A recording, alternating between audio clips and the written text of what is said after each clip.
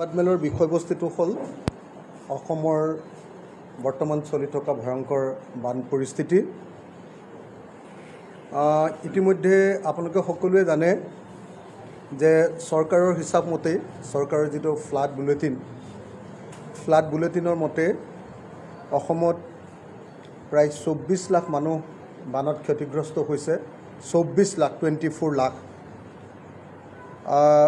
প্ৰায় 30খন জিলা ক্ষতিগ্ৰস্ত হৈছে। মুঠ মৃত্যু আজিৰ দিনটো পৰ্যন্ত 78 জন বুলি চৰকাৰী হিচাপ মতে 78 আৰু ক্ষতিগ্ৰস্ত কৃষিভূমিৰ পৰিমাণ 68,768 হেক্টৰ। এইটো হ'ল অসমৰ ভয়াৱহ বান পৰিস্থিতি। কিন্তু কেন্দ্ৰীয় চৰকাৰে কৈছে অসমত চলি থকা এইটো যিটো বান এইটো বানপানী নহয়, এইটো বানপানী সদৃশ পৰিস্থিতিহে, ফ্লাড লাইক চিটুৱেশ্যন বুলিহে কেন্দ্ৰীয় গৃহ দপ্তৰৰ মন্ত্ৰী ডাঙৰীয়াই কৈছে। এতিয়া মই কেন্দ্ৰীয় গৃহমন্ত্ৰী ডাঙৰীয়াক সুধিব খুজিছোঁ যে অসমত বানপানীত আৰু কিমানজন মানুহৰ মৃত্যু হ'লে অসমৰ বানপানী হ'ব। মই কেন্দ্ৰীয় গৃহমন্ত্ৰী ডাঙৰীয়াক সুধিব খুজিছোঁ 24 লাখ মানুহ ক্ষতিগ্ৰস্ত হৈছে আৰু কিমান লাখ মানুহ ক্ষতিগ্ৰস্ত হ'লে অসমৰ বানপানী বুলি কোৱা হ'ব। এই প্ৰশ্নটোৰ জবাব আমাক কেন্দ্ৰীয় চৰকাৰৰ পৰা লাগে, প্ৰথম কথা। দ্বিতীয় কথা, যদি গুজৰাটত আজি 78 জন মানুহ মৰিলেহেঁতেন বানপানীত, যদিহে বিহাৰত 78 জন মানুহ মৰিলেহেঁতেন, তেতিয়াহ'লে সেইটোক ফ্লাড লাইট চিটুৱেশ্যন হ'লহেঁতেন নে ভয়াৱহ বান বা ছেভিয়াৰ ফ্লাডত পৰিণত হ'লহেঁতেন। কিয় বাৰম্বাৰ অসমৰ মানুহক কেনেকৈ অপমান কৰা হয়? কেন্দ্ৰীয় গৃহমন্ত্ৰীয়ে কৈছিলে যে অসমক বানমুক্ত কৰা হ'ব, অমিত শ্বাহে কৈছিলে। ভাৰতবৰ্ষৰ প্ৰধানমন্ত্ৰী নৰেন্দ্ৰ মোদীয়ে কৈছিলে যে অসমক বানমুক্ত কৰা হ'ব। 2016 চনৰ বিজেপিৰ ভিজন ডকুমেণ্টত কোৱা হৈছে যে অসমক বানমুক্ত কৰা হ'ব। 2021 চনৰ বিধানসভা নিৰ্বাচনৰ আটাইতকৈ ডাঙৰ প্ৰতিশ্ৰুতিটো আছিলে অসমক বানমুক্ত কৰা, নাম্বাৰ 1 প্ৰতিশ্ৰুতি আছিলে।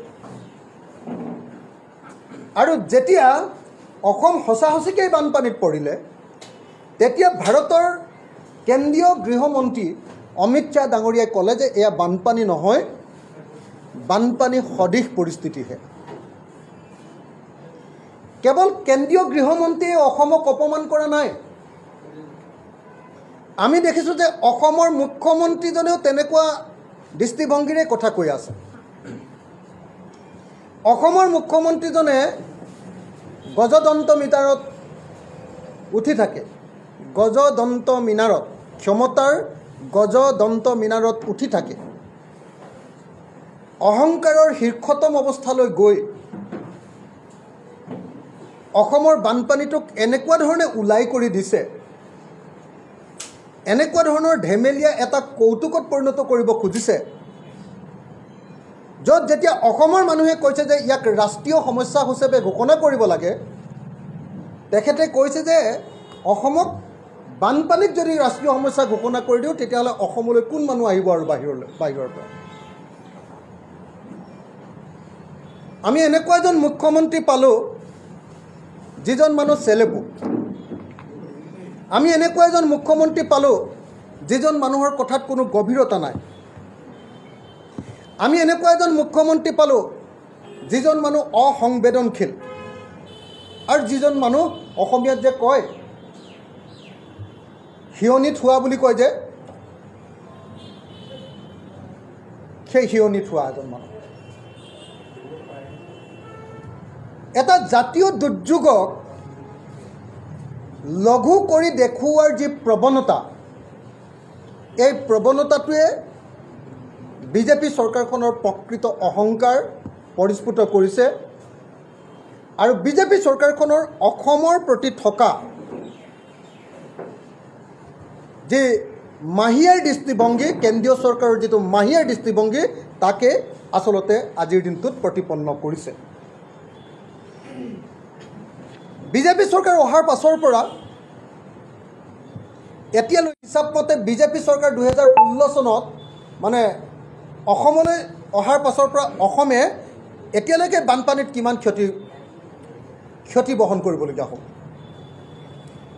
আমি অসম চৰকাৰৰ যি স্মাৰকপত্ৰ সদায় মেমৰেণ্ডাম দিয়ে বানপানীৰ পাছত, সেই মেমৰেণ্ডামৰ কপি পঢ়ি লৈ আপোনালোকক এটা এটাকৈ দেখুৱাব খুজিছোঁ যে কোন চনত কিমান বিজেপি চৰকাৰৰ দিনত বানপানীত ক্ষতিগ্ৰস্ত হৈছে বুলি দেখুৱাইছে।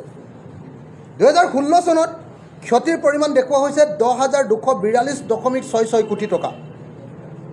2017 চনত 4,358.81 কোটি টকা ক্ষতি হৈছে।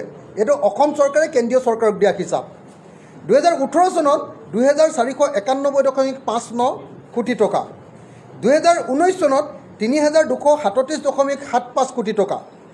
2020 চনত 2,642.99 কোটি টকা। 2021 চনত 1,088.19 কোটি টকা আৰু 2022 চনত 3,073.86 কোটি টকা। সৰ্বমুঠ এই বিজেপি চৰকাৰৰ দিনত, এতিয়া 23-24টো এতিয়ালৈকে ওলোৱা নাই এইটো হিচাপ, এতিয়ালৈকে বিজেপি চৰকাৰৰ দিনত 27,135.85 কোটি টকা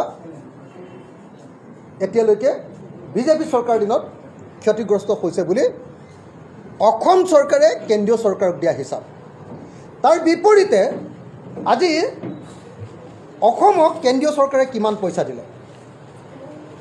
এই সময়খিনিত যি সময়ত আমি কেন্দ্ৰীয় চৰকাৰে আমাৰ অসম চৰকাৰে কৈছে যে আমাৰ খৰচ হৈছে, আমাৰ বানপানীত লোকচান হৈছে 27,135.85 কোটি টকা, সেই সময়খিনিত অসম চৰকাৰক 2016 চনত 1 পইচাও দিয়া নাই কেন্দ্ৰীয় চৰকাৰে। বিচৰা পইচা দেই, মেমৰেণ্ডাম দি বিচৰা পইচা 1 পইচাও দিয়া নাই। 2017 চনতো 1 পইচাও দিয়া নাই। 2018-19তো 1 পইচাও দিয়া নাই। 2019-20তো 1 পইচাও দিয়া নাই।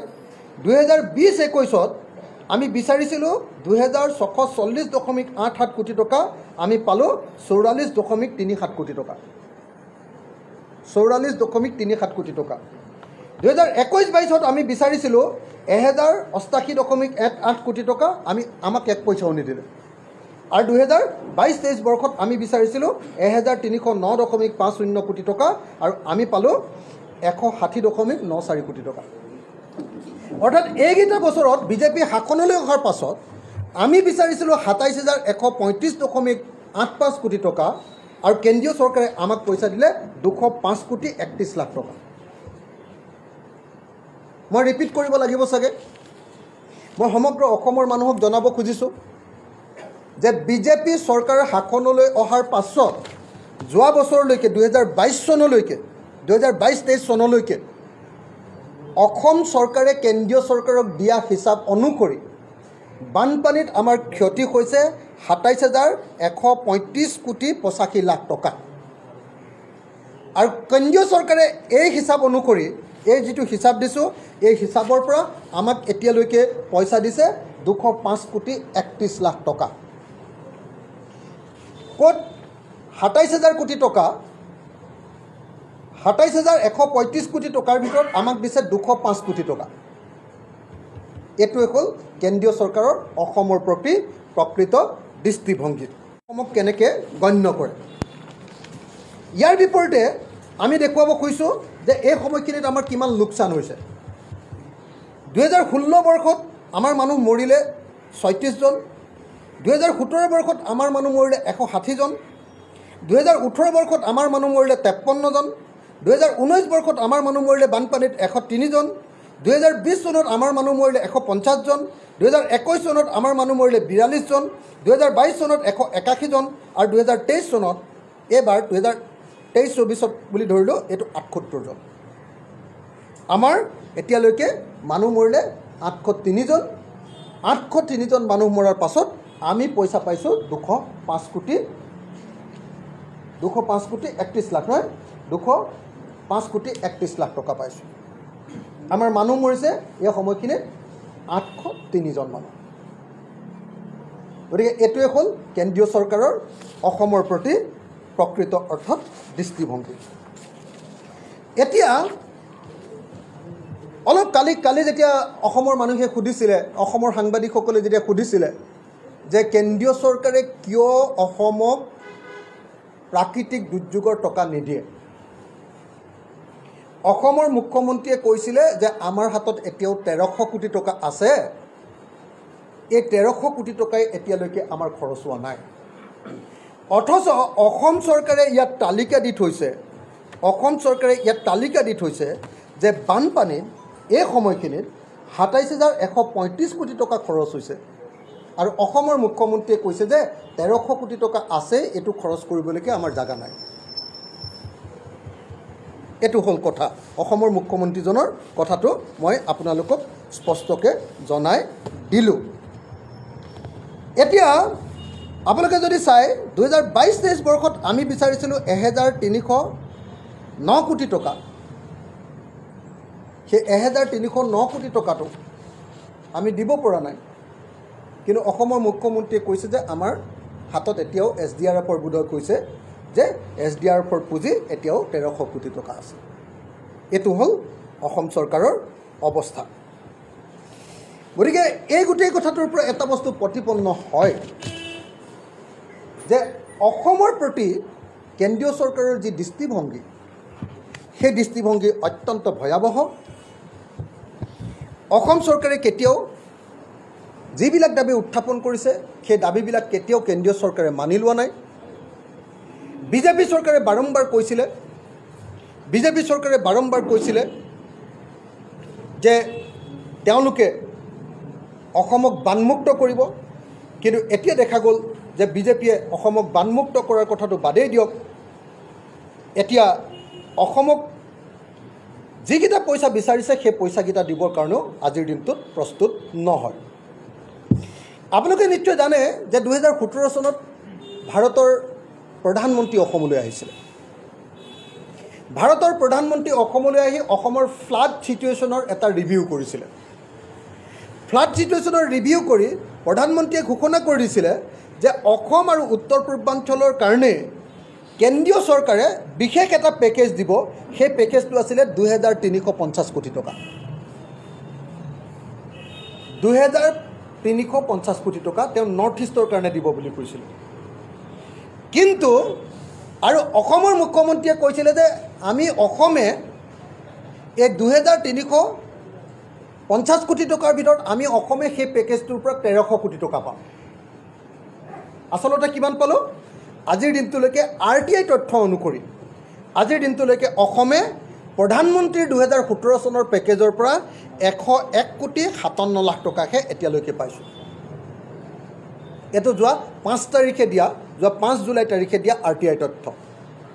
প্ৰধানমন্ত্ৰীয়ে কৈছিলে 2,350 কোটি টকা দিম, প্ৰধানমন্ত্ৰীয়ে অসমক দিলে অকল 101 কোটি টকা, অৰুণাচল প্ৰদেশক 41,23 লাখ টকা, মণিপুৰক দিলে 25,17 লাখ টকা, মিজোৰামক দিলে 14,83 লাখ টকা আৰু নাগালেণ্ডক দিলে 13,52 লাখ টকা। গোটেইকেইটা মিলি 200 কোটি টকাও নহয়গৈ, 200 কোটি টকাও নিদিলে, দিম বুলি কৈছিলে 2,350 কোটি টকা।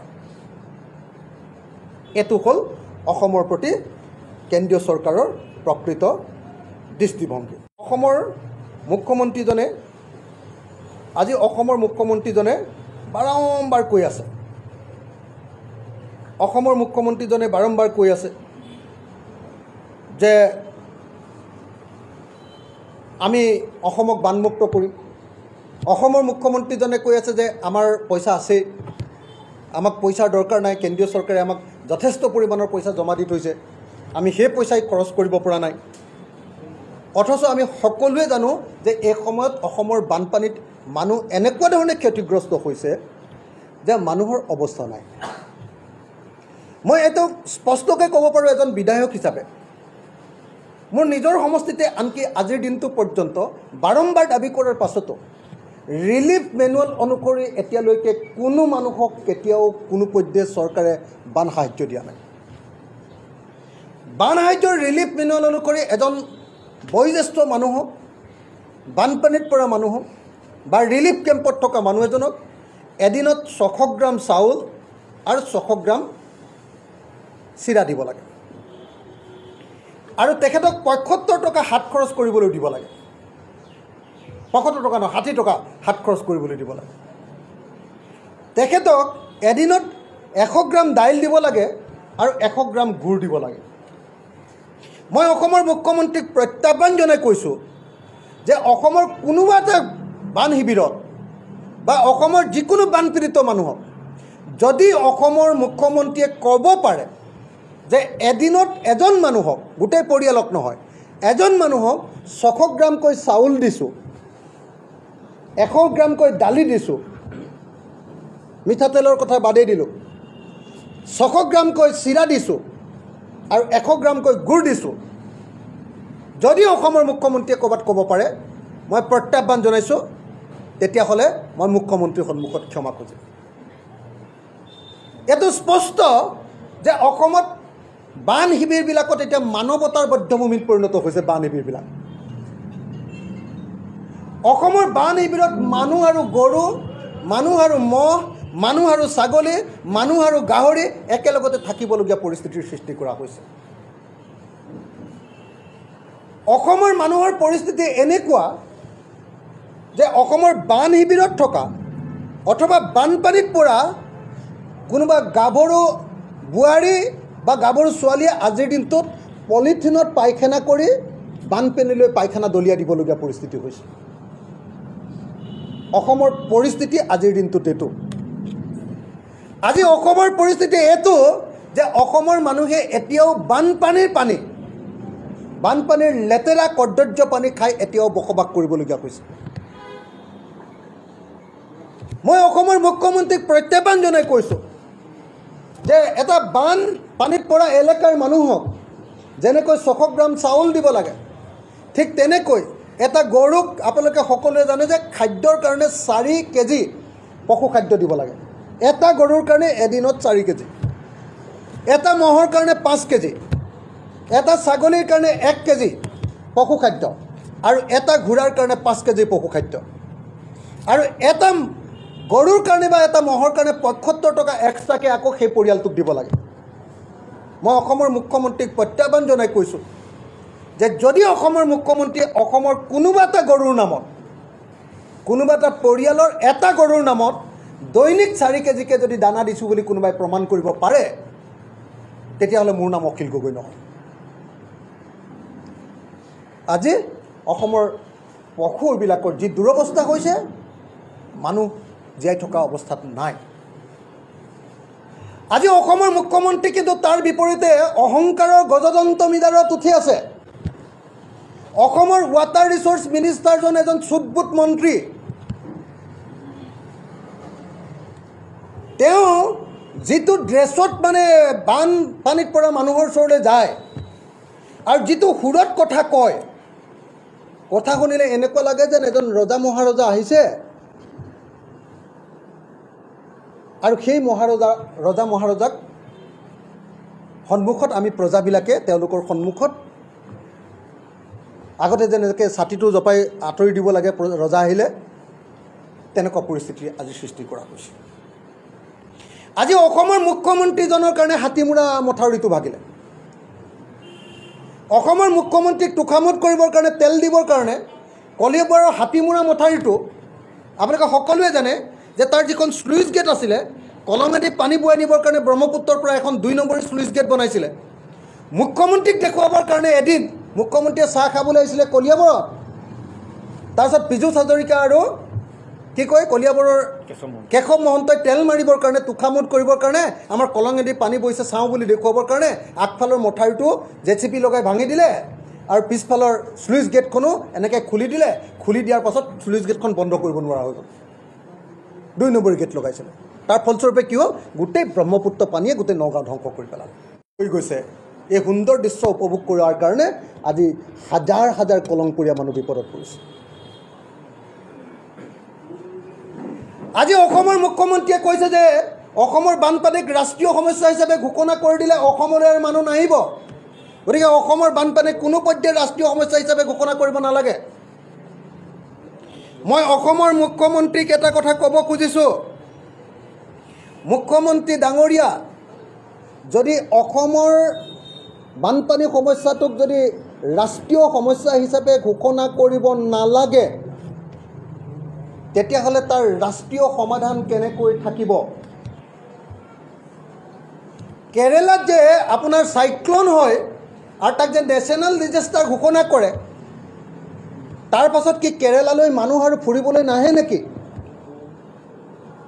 গোৱাত যেতিয়া সাগৰৰ পানী উফন্দি যায় মানুহ মৰে মুম্বাইত যেতিয়া সাগৰৰ পানী উফন্দি যেতিয়া মানুহ মৰে ডিজাস্টাৰ হয় তাৰ পাছত কি গোৱাৰ বিচত কোনো মানুহ বম্বেৰ বিচত কোনো মানুহ ফুৰিবলৈ নাহে নেকি অসমৰ মুখ্যমন্ত্ৰী ডাঙৰীয়া আপোনাৰ মুখখন থাকিলে বুলি এনেকুৱা চেলেপু কথাৰে অসমৰ বানপানী সমস্যাটোক আপুনি লঘু কৰিব নেকি এজন চেলেপু মুখ্যমন্ত্ৰী এজন অগভীৰ মুখ্যমন্ত্ৰী এজন অসংবেদনশীল মুখ্যমন্ত্ৰী এজন আত্মসমৰ্পণকাৰী মুখ্যমন্ত্ৰী যিজন মুখ্যমন্ত্ৰীয়ে আজি অসমৰ বানপানীৰ সময়ত অসমৰ প্ৰত্যেকজন মানুহক এনেকৈ অপমান কৰিছে অসমৰ বানপীড়িতক এনেকৈ অপমান কৰিছে কিন্তু তেওঁ খুব ধুনীয়াকৈ ৰাজনীতি জানে তেওঁ আপোনালোকৰ ডিব্ৰুগড়ত অসমৰ খিলঞ্জীয়া ভূমিপুত্ৰৰ যিজন মুখ্যমন্ত্ৰী আছিলে সৰ্বানন্দ সোণোৱাল ডাঙৰীয়া এজন জনজাতি মুখ্যমন্ত্ৰী আছিলে তেওঁ ক্লেং মাৰি কেনেকৈ মুখ্যমন্ত্ৰী হ'ব লাগে এই কৌশল খুব ভালকৈ জানে কিন্তু অসমৰ বানপানী সমস্যাৰ কাৰণে কেনেকৈ কেন্দ্ৰৰ পৰা পইচা আনিব লাগে এই কৌশল কিন্তু তেওঁ নাজানে সৰ্বানন্দ সোণোৱালৰ নিচিনা এজন ট্ৰাইবেল মানুহক জনজাতি মানুহক লেং মাৰি কেনেকৈ অসমৰ মুখ্যমন্ত্ৰী হ'ব পাৰে আৰু প্ৰধানমন্ত্ৰীৰ গাড়ীত কেনেকৈ জাপ মাৰি উঠি কেনেকৈ টিভিত লাইভ ল'ব পাৰি সেইটোলৈকে তেওঁ খুব ভালকৈ জানে কিন্তু অসমৰ মুখ্যমন্ত্ৰীয়ে নাজানে যে তেওঁ ডিমাণ্ড কৰা যি টকা কিমান টকা ডিমাণ্ড কৰিছিলে তেওঁৰ চৰকাৰে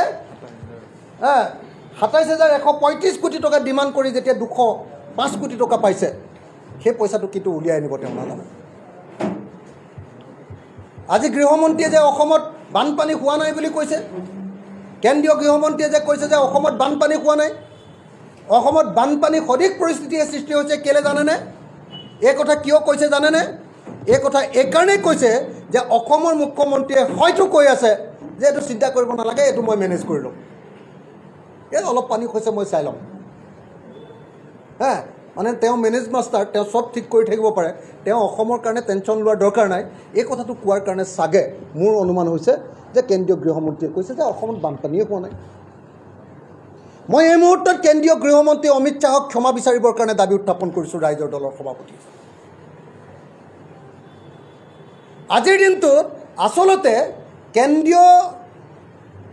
আচলতে আজিৰ দিনটোত ৰাহুল গান্ধী আহি গ'ল অসমৰ বানপানী চাবলৈ অলপ আগতে মই দেখিলোঁ ক'ৰবাত যে ইতিমধ্যে অসমৰ এটা বানপানীৰ কেম্পত ৰাহুল গান্ধী বিৰোধী দলবিলাকৰ আমাৰ লিডাৰ অফ দ্য অপজিশ্যন তেখেতে ভ্ৰমণ কৰি গ'ল কিন্তু প্ৰধানমন্ত্ৰী ক'ত সদায় যে গামোচাখন লৈ তেওঁ য়োগা কৰে সেই প্ৰধানমন্ত্ৰীজনৰ এতিয়া গামোচাখনলৈ মনত পৰা নাই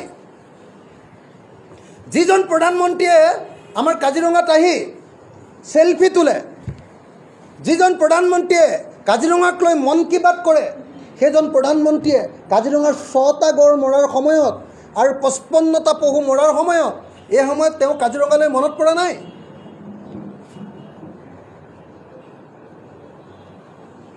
সেইকাৰণে এই মুহূৰ্তত আমি ভাৰতবৰ্ষৰ প্ৰধানমন্ত্ৰী নৰেন্দ্ৰ মোদী ডাঙৰীয়াক অসম ভ্ৰমণ কৰিবলৈ আহিবলৈ আৰু অসমে বিচৰা যি ২৭,১৩৫ কোটি টকা আৰু এতিয়া এই বছৰটো বেলেগেই এই ২৭,১৩৫ কোটি টকা আমি অনতি বিলম্বে অসমক আদায় দিবৰ কাৰণে কেন্দ্ৰীয় চৰকাৰক দাবী জনাইছোঁ অসমৰ পৰিস্থিতি চাওক আজি অসমৰ ৰাজনীতি কৰা মানুহবিলাকে অনবৰতে কেৱল হিন্দু মুছলমান কৰি থাকে কেৱল সাম্প্ৰদায়িক ৰাজনীতি গোটেই বছৰটোৰ বেছিভাগ সময় হিন্দু মুছলমান গোটেই বছৰটোৰ বেছিভাগ সময় কিছুমান মানুহৰ কাৰণে কি বিশেষ এক শ্ৰেণীৰ মানুহৰ কাৰণে অসমৰ লোকচান হ'ল বুলি হাল্লা কৰি থাকে ৰাজনীতি হিন্দু মুছলমানৰ ৰাজনীতি যিমান দিন কৰে সিমান দিন যদি বানপানীৰ কথা পাতিলেহেঁতেন হিমন্ত বিশ্ব শৰ্মাই অসমৰ বানপানী সমস্যা কাহানি বাই সমাধান হৈ গ'লে মই সেইকাৰণে অসমৰ হিমন্ত বিশ্ব শৰ্মাক হিন্দু মুছলমানৰ ৰাজনীতিৰ কথা বাদ দি এই মুহূৰ্তত বিধায়ক হিচাপে প্ৰত্যাহ্বান জনাইছোঁ যে আপুনি অনতি বিলম্বে যদি সাহস আছে অসম বিধানসভাৰ এক বিশেষ অধিৱেশন আয়োজন কৰক বানপানীক লৈ। হিন্দু মুছলমানৰ ৰাজনীতি কৰিবৰ কাৰণে আপুনি বিশেষ অধিৱেশন আয়োজন কৰিব পাৰে। 2 নম্বৰী পলিটিক্সৰ কাৰণে বিধানসভাৰ বহুত সময় থাকে আপোনাৰ, কিন্তু অসমৰ বানপানীক লৈ আলোচনা কৰিবৰ কাৰণে বিধানসভাৰ বিশেষ অধিৱেশন কিয় আয়োজন কৰিব নোৱাৰে? আমি ৰাইজৰ দলে দাবী জনাইছোঁ অতি কমেও কেন্দ্ৰীয় চৰকাৰে 50,000 কোটি টকা এটা অসমক দিব লাগে। কি কাৰণে দিব লাগে? অসমৰ 5,000 কিলোমিটাৰ যি মথাউৰি আছে এই মথাউৰি সবলকে নতুনকৈ বনাবৰ কাৰণে কেন্দ্ৰীয় চৰকাৰে দিব লাগে। কেন্দ্ৰীয় চৰকাৰে দিব লাগে 50,000 কোটি টকা। 5,000 কিলোমিটাৰ মথাউৰি আমাৰ অসমত এতিয়া দুৰ্বল হৈ আছে। কেন্দ্ৰীয় চৰকাৰৰ ওচৰত বাৰম্বাৰ কৈ থকা হৈছে যে এই 5,000 কিলোমিটাৰ মথাউৰি বনাবৰ কাৰণে আমাক পইচা লাগে।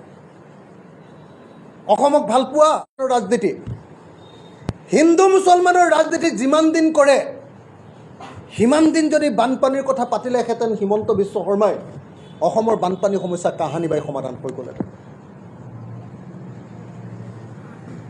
মই সেইকাৰণে অসমৰ হিমন্ত বিশ্ব শৰ্মাক হিন্দু মুছলমানৰ ৰাজনীতিৰ কথা বাদ দি এই মুহূৰ্তত বিধায়ক হিচাপে প্ৰত্যাহ্বান জনাইছোঁ যে আপুনি অনতি বিলম্বে যদি সাহস আছে অসম বিধানসভাৰ এক বিশেষ অধিৱেশন আয়োজন কৰক বানপানীক লৈ।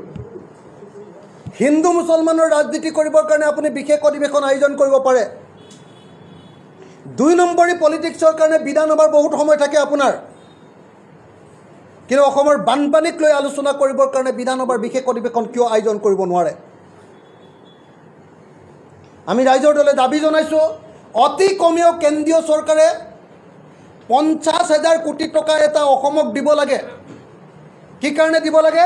অসমৰ 5,000 কিলোমিটাৰ যি মথাউৰি আছে এই মথাউৰি সবলকে নতুনকৈ বনাবৰ কাৰণে কেন্দ্ৰীয় চৰকাৰে দিব লাগে। কেন্দ্ৰীয় চৰকাৰে দিব লাগে 50,000 কোটি টকা। 5,000 কিলোমিটাৰ মথাউৰি আমাৰ অসমত এতিয়া দুৰ্বল হৈ আছে। কেন্দ্ৰীয় চৰকাৰৰ ওচৰত বাৰম্বাৰ কৈ থকা হৈছে যে এই 5,000 কিলোমিটাৰ মথাউৰি বনাবৰ কাৰণে আমাক পইচা লাগে। অসমক ভালপোৱা ডুবি আছে। ডিব্ৰুগড় নগৰক বচাবৰ কাৰণে কোনো ব্যৱস্থা নাই। ডিব্ৰুগড় নগৰত যিটো সুৰক্ষা নলা আছিলে, যিটো ড্ৰেইনেদি ডিব্ৰুগড়ৰ গোটেই পানী ওলাই যায়, সেই ড্ৰেইনটো বছৰকে বছৰ ধৰি চাফা নহয়, সেই ড্ৰেইনটোৰ মেৰামতি নহয়, সেই ড্ৰেইনটোৰ ইম্প্ৰুভমেণ্ট নহয়। কংগ্ৰেছ চৰকাৰৰ দিনতে সেই ড্ৰেইনটোৰ এছিয়ান ডেভেলপমেণ্ট বেংকৰ পিনৰ পৰা 170 কোটি টকা সেই ড্ৰেইনটোৰ ডেভেলপমেণ্টৰ কাৰণে দিয়া হৈছিলে। অসমৰ মুখ্যমন্ত্ৰী আৰু নগৰ পৰিক্ৰমা বিভাগৰ মন্ত্ৰী অশোক সিংগালক সুধিব খুজিছোঁ, ডিব্ৰুগড় নগৰক বচাবৰ কাৰণে, ডিব্ৰুগড় নগৰক কৃত্ৰিম বানপানীৰ পৰা ৰক্ষা কৰিবৰ কাৰণে ডিব্ৰুগড় নগৰ সুৰক্ষা নলাটো কেতিয়াকৈ সম্পূৰ্ণ কৰা হ'ব? এই প্ৰশ্নৰ জবাব দিব পাৰিবনে? আজি ডিব্ৰুগড় নগৰ হৈ আছে নে ডিব্ৰুগড় নৰকত পৰিণত কৰা হৈছে? গুৱাহাটী মহানগৰ বেছিভাগ সময়তে বাৰিষা কালত অনবৰতে বানপানীত থাকিব লাগে, কৃত্ৰিম বানপানী। গুৱাহাটী ডেভেলপমেণ্ট মিনিষ্টাৰ যি সময়ত 17 ঘণ্টা পাৰ হৈ গৈছে ড্ৰেইনত এটা ল'ৰা পৰা অবিনাশ চৰকাৰ, সেই সময়ত অশোক সিংগালে কাজিৰঙা নেশ্যনেল পাৰ্কৰ বাগৰি ৰেঞ্জত খোজকাঢ়ি ইভিনিং ৱাক কৰি আছে কামাখ্যা প্ৰসাদ তাছাৰ লগত। কাজিৰঙাৰ সাংবাদিকবিলাকে তেওঁক লগ ধৰিবলৈ কৈছে যে মই একো নকওঁ এতিয়া। সাংবাদিকবিলাকে আহি মোক খবৰ দিছেহি, মোক প্ৰশ্ন সুধিছে যে অবিনাশ চৰকাৰ ড্ৰেইনত পৰা, অবিনাশ চৰকাৰ নামৰ শিশুটি ড্ৰেইনত পৰা 17 ঘণ্টা হৈ গ'ল। 17 ঘণ্টা হৈ থকা অৱস্থাত 45 মিনিট সময় ইভিনিং ৱাক কৰি আছে অশোক সিংগাল আৰু আপোনাৰ MP কাজিৰঙাৰ MP কি নাম, কামাখ্যা প্ৰসাদ তাছাই 45 মিনিট সময় ইভিনিং ৱাক কৰি আছে। আমি কথা সুধিবলৈ গৈছোঁ, তেওঁ একো উত্তৰ নিদিয়ে। আজি অশোক সিংগালে গুৱাহাটী মহানগৰ আৰু সমগ্ৰ অসমৰ নগৰবিলাকৰ এই কৃত্ৰিম বানপানী ৰোধ কৰিব নোৱাৰাৰ কাৰণে তেওঁ আচলতে পদত্যাগ কৰিব লাগে নে নালাগে? মই ৰাইজৰ দলৰ সভাপতি হিচাপে এই মুহূৰ্তত অশোক সিংঘালৰ পদত্যাগ দাবী উত্থাপন কৰিছোঁ। তেওঁ ব্যৰ্থ হৈছে, তেওঁ বেপাৰী মানুহ, তেওঁ ধান্দাই নাই ন অসমৰ মানুহৰ উন্নতি কৰাৰ কি ধান্দা আছে? তেওঁ মানুহ ক'ৰ? অসমৰ মানুহ নেকি?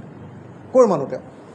ক'ৰ পৰা আহিছে তেওঁতো অসমৰ কাৰণে ধান্দাই নাই। তেওঁ এজন হেৰি হয়, বিল্ডাৰ হয় তেওঁ বিল্ডাৰ। গুৱাহাটীত বিল্ডিং বনোৱা মানুহটোকনো বাৰু গুৱাহাটী উন্নয়ন দপ্তৰৰ মন্ত্ৰী পাতেনে? গোটেই মাটিকাল লুটিব এতিয়া। তেওঁলোকৰ হিচাপ মতে এতিয়া আইনবিলাক কানুনবিলাক বনাই ল'ব। তো এই মুহূৰ্তত মই ভাবোঁ যে অশোক সিংঘালে পদত্যাগ কৰিব লাগে। আৰু মই পীযুষ হাজৰিকা ডাঙৰীয়াক, চুটবুট মন্ত্ৰী পীযুষ হাজৰিকা ডাঙৰীয়া, তেখেতক গজদন্ত মিনাৰৰ পৰা অলপ তললৈ নামিবলৈ আহ্বান জনাইছোঁ। অলপ বডি লেংগুৱেজটো বানপানীত পৰা মানুহৰ ওচৰত অকণমান কমকৈ দেখুৱালে ভাল লাগিব। ৰজা অহাৰ নিচিনাকৈ আহে, প্ৰজাবিলাকৰ ওচৰত যিটো খোজ দিয়ে, যিটো কথা কয়, যিটো ডাইলগ মাৰে, এনেকুৱা লাগে যে আমি গণতান্ত্ৰিক দেশত থকা নাই, আমি সামন্ত যুগত আছোঁ। সামন্ত যুগতকৈ আগত শ্লেভৰ যুগতে আছোঁ, দাস যুগতে আছোঁ। তেওঁলোক দাস প্ৰভু, আমিবিলাক দাস। আমাৰ সন্মুখত তেওঁলোকে ৰজাৰ নিচিনাকৈ কথা কয়। মই এই মুহূৰ্তত বানপানীত পৰা এই মুহূৰ্তত অসমৰ মুখ্যমন্ত্ৰী হিমন্ত বিশ্ব শৰ্মাক আকৌ এবাৰ কৈছোঁ যে ক্ষমতাৰ গজদন্ত মিনাৰৰ পৰা নামি আহক অসমৰ মুখ্যমন্ত্ৰী ডাঙৰীয়া। আপুনি ব্যৰ্থ হৈছে। আপুনি গুৱাহাটী উন্নয়ন দপ্তৰৰ 10 বছৰৰ মন্ত্ৰী আছিলে। আপুনি গুৱাহাটীৰ এটাও সমস্যা সমাধান কৰিব নোৱাৰিলে অসমৰ মুখ্যমন্ত্ৰী ডাঙৰীয়া। 10 বছৰৰ উন্নয়ন দপ্তৰৰ মন্ত্ৰী, গুৱাহাটী উন্নয়ন দপ্তৰৰ মন্ত্ৰী হৈ গুৱাহাটীৰ এটা সমস্যাও সমাধান কৰিব নোৱাৰিলে হিমন্ত বিশ্ব শৰ্মাই। অসমৰ ৰাজনীতিত 32 বছৰ ৰাজনীতিত আছে অসমৰ মুখ্যমন্ত্ৰী হিমন্ত বিশ্ব শৰ্মা, 32 ইয়াৰ্ছ। তাৰে 22 বছৰ তেওঁ মন্ত্ৰী বা মুখ্যমন্ত্ৰী। যেতিয়া মন্ত্ৰী আছিলে তেতিয়াওতো অসমৰ 2 নম্বৰ মন্ত্ৰীজনী আছিলে। মুখ্যমন্ত্ৰীৰ পাছতে আটাইতকৈ ক্ষমতাশালী মন্ত্ৰী আছিল। এটা সমস্যা সমাধান কৰিব নোৱাৰিলে যোৱা 22 বছৰত। যোৱা 22 বছৰ মন্ত্ৰী থাকে, 32 বছৰ তেওঁ ৰাজনৈতিক জীৱন, 22 বছৰ তেওঁ মন্ত্ৰী, তাৰে কেইবছৰ মুখ্যমন্ত্ৰী। যোৱা 22 বছৰত তেওঁ অসমৰ এটাও সমস্যা সমাধান কৰিব নোৱাৰি এতিয়া নতুন দিব্য প্ৰাপ্তিক হৈ তেওঁ কৈছে যে অসমৰ বানপানী সমস্যাক ৰাষ্ট্ৰীয় সমস্যা ৰূপে ঘোষণা কৰিব নালাগে, তেতিয়া অসমলৈ এজনো মানুহ নাহিব।